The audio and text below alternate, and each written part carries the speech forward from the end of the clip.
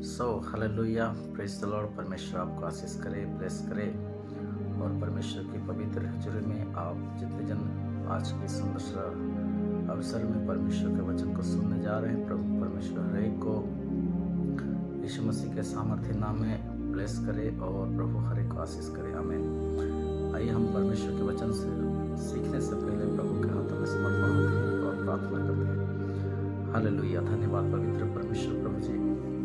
हम आपके चरणों तले आते हैं प्रभु। आप हमें आपके वचन के अनुसार, आपके बड़ी दया के अनुसार हमें सुंदर सा अनुग्रह दिया कि हम आपके वचन को सीख पाए, समझ पाए प्रभु। और परमेश्वर पिता मैं प्रार्थना करता हूँ इस समय प्रभु जी, परमेश्वर पिता आपकी बड़ी दया और बड़ी अनुग्रह के लिए परमेश्वर पिता प्रभु जी आप हमें एक सुंदर सा समय दिए हैं प्रभु जी, जो कि हम आपके वचन को सीखने के लिए प्रभु सुंदर अवसर दिए। इसलिए आपको धन्यवाद देते हैं प्रभु।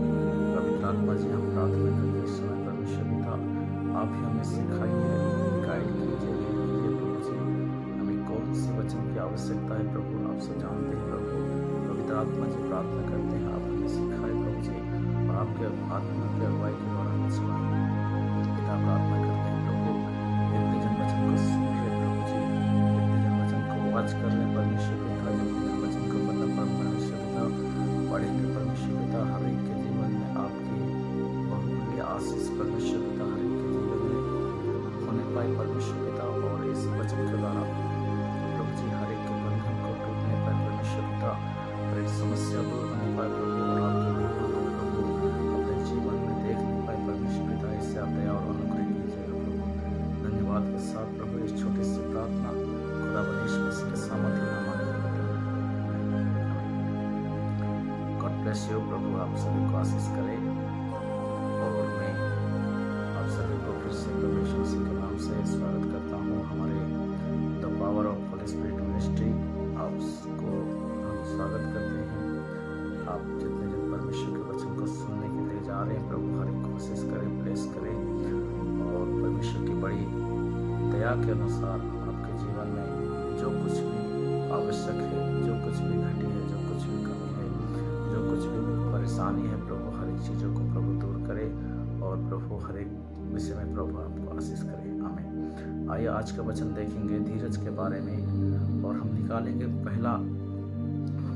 याकूब के पुस्तक उसका पहला अध्याय और उसका 3 और 4 पद। याकूब के पुस्तक उसका पहला अध्याय उसका 3 और 4 पद में लिखा है, ये जानकर कि तुम्हारे विश्वास के परखे जाने से धीरज उत्पन्न होता है, पर धीरज को अपना पूरा काम करने दो कि तुम पूरे और सिद्ध हो जाओ और तुम में किसी बात की घटी ना रहे।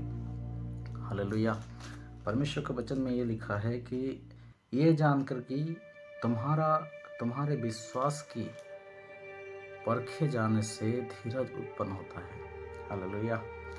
ये जानकर कि तुम्हारे विश्वास हम जब प्रभु यीशु मसीह पर विश्वास करते हैं, प्रभु यीशु मसीह के साथ चलते हैं, प्रभु यीशु मसीह के साथ अपना जीवन को व्यतीत करते हैं, तो हम उस विश्वास के साथ चलते हैं, उस विश्वास के साथ काम करते हैं, उस विश्वास के साथ हमारा जीवन को व्यतीत करते हैं। तो परमेश्वर का वचन कहता है कि तुम्हारा जो विश्वास है, तुम्हारा जो भरोसा है परमेश्वर के ऊपर, वो भरोसा, वो विश्वास क्या होना चाहिए?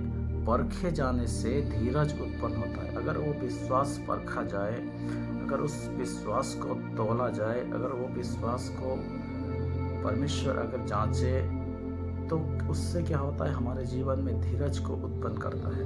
हालेलुया।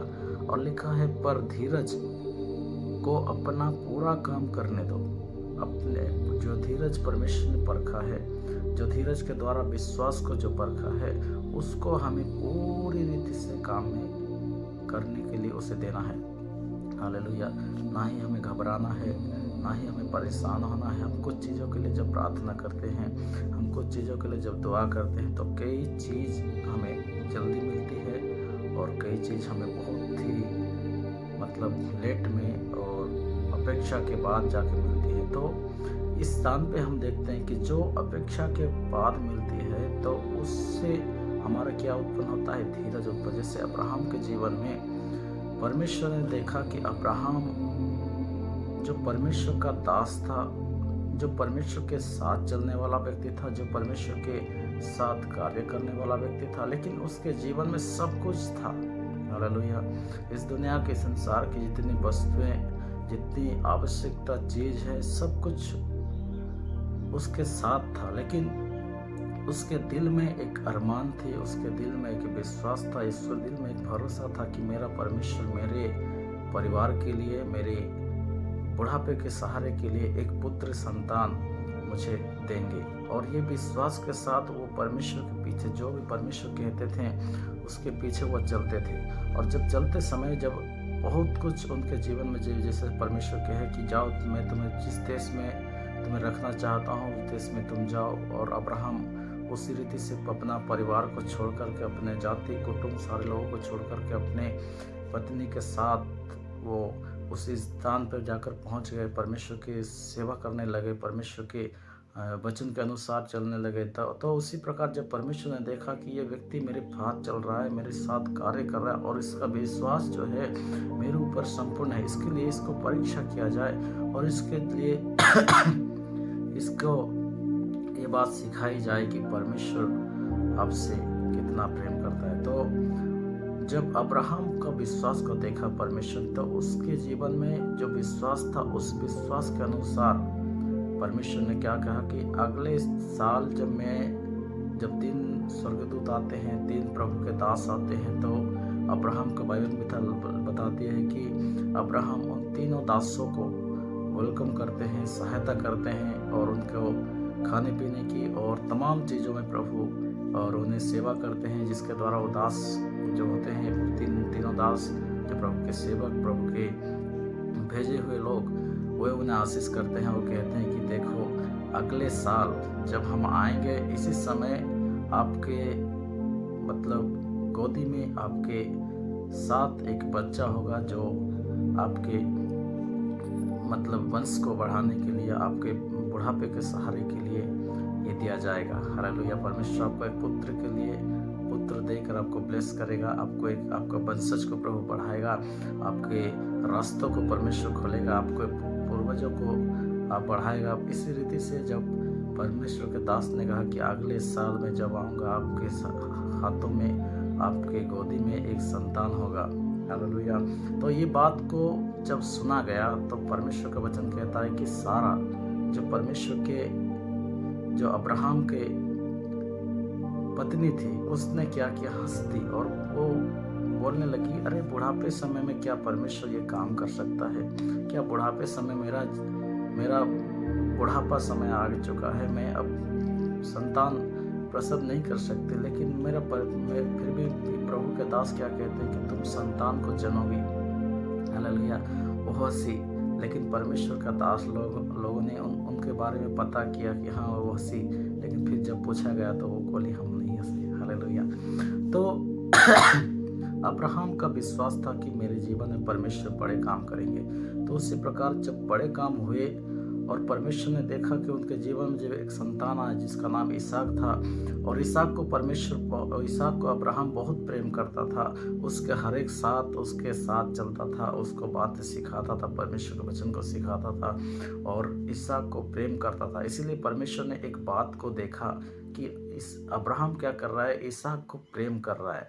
तो उसने एक परीक्षा किया, उसके विश्वास के अनुसार एक परीक्षा किया। वो अगर मुझ पर विश्वास करता है तो अगर मैं जो कुछ भी उसे बताऊं वो उसे पूरा करेगा। तो उसे इसलिए परमेश्वर ने क्या किया, अब्राहम से कहा कि तुम अपने बेटे को इसहाक को क्या करो, मेरे लिए बलिदान दो। हालेलुया। बाइबल बताती है कि उसने प्रभु से मना नहीं किया, प्रभु से बोला नहीं कि प्रभु आप तो दिए हैं जल्दी से और फिर से अभी मांग रहे, ये नहीं कहा, लेकिन फिर से उसने कहा कि आपने दिए हैं इसलिए मैं आपकी महिमा के लिए दूंगा, और मना नहीं किया। वो साथ साथ जा करके जिस स्थान पे प्रभु ने कहा था उस स्थान पे जा करके अपने दासों के साथ, सेवकों के साथ जा करके वहाँ पे लकड़ी को लेकर के आराधना करने के लिए, उपासना करने के लिए, वहाँ पर योग्य वेदी बनाने के लिए वो चले गए। और परमेश्वर का वचन बताता है कि वो जब सारे लकड़ियों को सजाते समय उसके बेटे ने पूछा, पिताजी हम तो लकड़ियाँ लेके आए हैं और मसाले लेके आए, आग सब लेके आए, सब कुछ लेके आए हैं, लेकिन परमेश्वर की महिमा के लिए, परमेश्वर को चढ़ाने के लिए हमारे पास कुछ नहीं है। हालेलुया। लेकिन अब्राहम ने कहा कि बेटा, इस सब कुछ को चढ़ाने के लिए परमेश्वर जो भेड़ चाहिए, जो जो कुछ भी आवश्यक है वो परमेश्वर जोगाएंगे। हालेलुया। और वो अब्राहम अपने बेटे इसहाक को उस वेदी के ऊपर जब बांधता है तो परमेश्वर कहता है, रुको, मैं जान गया कि तुम मुझे बहुत प्रेम करते हो।